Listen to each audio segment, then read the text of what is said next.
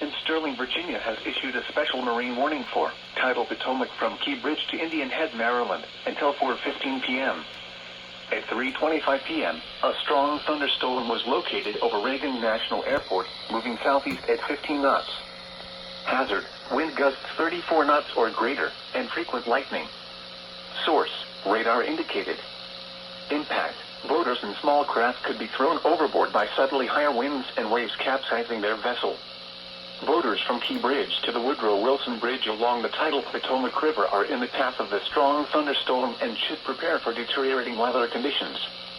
Move to safe harbor immediately as gusty winds and high waves are expected.